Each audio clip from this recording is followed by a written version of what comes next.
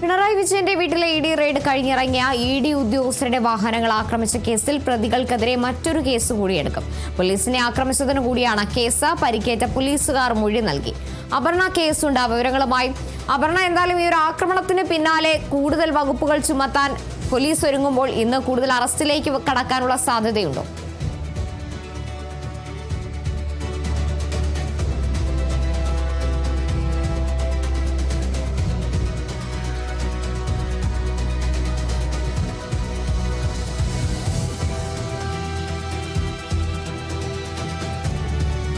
എന്നാലും പിണറായി വിജയന്റെ വീട്ടിലെ ഇഡി റെയ്ഡ് കഴിഞ്ഞിറങ്ങിയ ഇഡി ഉദ്യോഗസ്ഥരുടെ വാഹനങ്ങൾ ആക്രമിച്ച കേസിലാണ് പ്രതികൾക്കെതിരെ കൂടുതൽ കേസുകൾ കൂടി രജിസ്റ്റർ ചെയ്യാൻ പോലീസ് ഒരുങ്ങുന്നത്.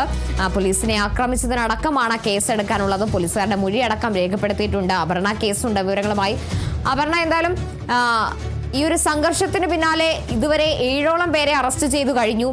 ഇനി ആ അറസ്റ്റ് ചെയ്ത പ്രതികൾക്കെതിരെ കൂടുതൽ കേസുകൾ എടുക്കാൻ പോലീസ് ഒരുങ്ങുമ്പോൾ ഇനിയും കൂടുതൽ അറസ്റ്റിലേക്ക് അടക്കം കടക്കാനുള്ള സാധ്യതയുണ്ടോ? ഇന്നലെ തലസ്ഥാനത്ത് ഇഡി ഉദ്യോഗസ്ഥർക്ക് നേരെ CPIM പ്രവർത്തകരുടെ ആക്രമണത്തിൽ ഒരാൾ കൂടി ഇപ്പോൾ പിടിയിലായിരിക്കുകയാണ്. നാരകമൂട് സ്വദേശി കിരൺ ആണ് ഇത്തരത്തിൽ പോലീസ് പിടിയിലായിട്ടുള്ളത്. ഇതോടുകൂടി പിടിയിലായ പ്രതികളുടെ എണ്ണം 6ആയി മാറിയിരിക്കുകയാണ്.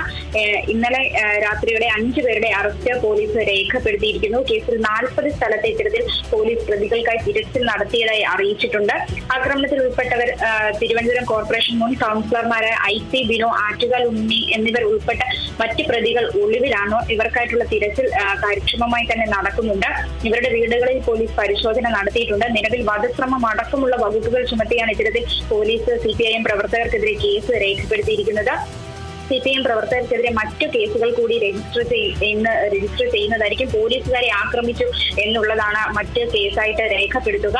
അറസ്റ്റിലായ 5 CPIM പ്രവർത്തകർ ഇന്ന് റിമാൻഡ് ചെയ്യും. അതേസമയം പോലീസിന് ഗുരുതര വീഴ്ചയുണ്ടായിട്ടുണ്ട് എന്നാണ് കേന്ദ്ര രഹസ്യാന്വേഷണ വിഭാഗത്തിന്റെ വിലയിരുത്തൽ. ഇഡി ഉദ്യോഗസ്ഥർക്കെതിരായ ആക്രമണത്തിൽ കേന്ദ്ര ആഭ്യന്തരമന്ത്രിയും ധനമന്ത്രിയും ഇത്തരത്തിൽ റിപ്പോർട്ട് തേടിയിട്ടുണ്ട്. ഇഡി ഡയറക്ടറേറ്റ് 2 മന്ത്രാലയങ്ങൾക്കും റിപ്പോർട്ട് നൽകി കഴിഞ്ഞിരിക്കുകയാണ്. ഇതിന്റെ പ്രതിപക്ഷ നേതാവ് പിണറായി വിജയന് ഐക്യദാർഢ്യം അറിയിച്ചുകൊണ്ട് ഇന്ന് CPIM പ്രകടനത്തിന് സംസ്ഥാനത്തൊട്ടാകെ സാധ്യതയുണ്ട്. തിരുവനന്തപുരം ബേക്കറി ജംഗ്ഷനിലെ പിണറായി വിജയന്റെ വാടക വീടിന് മുന്നിലായി തന്നെ ഇത്തരത്തിലൊരു ഫ്ലെക്സ് ബോർഡ് ഉയർന്നിട്ടുണ്ട്. അതായത് പിണറായി വിജയൻ ഐക്യദാർഢ്യം അറിയിച്ചുകൊണ്ട് തിരുവനന്തപുരം ജില്ലാ കമ്മിറ്റിയുടെ പേരിലാണ് ഇത്തരത്തിൽ ഫ്ലെക്സ് ഉയർന്നിട്ടുണ്ട്.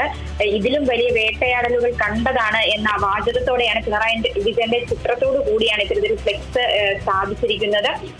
അതിനിടെ മുഖ്യമന്ത്രി VD സതീശൻ ഈ വിഷയത്തിൽ മൗനം തുടരുകയാണ്. നിരവധി തവണ മാധ്യമപ്രവർത്തകരടക്കം ഈ വിഷയത്തിൽ ചോദ്യം ഉന്നയിക്കുമ്പോൾ മൗനം തുടരുന്ന ഒരു നിലപാട് തന്നെയാണ് VD സതീശൻ സ്വീകരിച്ചിരിക്കുന്നത്. പോലീസിന്റെ ഭാഗത്തു നിന്ന് വലിയൊരു വീഴ്ച തന്നെ ഉണ്ടായിട്ടുണ്ട്. ഇന്നലെ പ്രവർത്തകരെ നിയന്ത്രിക്കുന്നതിന് അടക്കം പോലീസിന് വീഴ്ച സംഭവിച്ചിട്ടുണ്ട്. ഇതടക്കമുള്ള കാര്യങ്ങളിൽ ഇനിയും വ്യക്തത വരാനുണ്ട്. അതിന് റിപ്പോർട്ട് തേടിയിട്ടുണ്ട്. ആ റിപ്പോർട്ട് വന്നതിന് ശേഷമായിരിക്കും കൂടുതൽ എന്തൊക്കെയായിരിക്കും മറ്റ് നടപടികൾ എന്ന് മനസ്സിലാവൂ. ഇന്നലെ വലിയ രീതിയിൽ പ്രതിഷേധമാണ് പിണറായി വിജയന്റെ വസതിക്ക് മുന്നിൽ തിരുവനന്തപുരം ബേക്കറി ജംഗ്ഷനിലെ വസതിക്ക് മുമ്പിൽ ഉണ്ടായിരുന്ന വലിയൊരു പ്രതിഷേധത്തിലേക്ക് ഇത് കടന്നിരുന്നു. ഇഡി ഉദ്യോഗസ്ഥരെ അടക്കം ഈ പ്രവർത്തകർ കയ്യേറ്റം ചെയ്യുന്ന സാഹചര്യം ഉണ്ടായിരുന്നു. കയ്യേറ്റത്തിൽ ഈ വാഹനത്തിന്റെ ഡ്രൈവർക്ക് വാഹനത്തിന്റെ തകർന്ന ചില്ല് കൊണ്ട് പരിക്കേൽക്കുകയും ആശുപത്രിയിൽ പ്രവേശിപ്പിക്കുന്ന ഒരു സാഹചര്യമൊക്കെ ഉണ്ടായിരുന്നു. ഇതിനെതിരെ തന്നെ വളരെയേറെ ഇതിനെതിരെ നടപടി സ്വീകരിക്കുന്നുണ്ട്.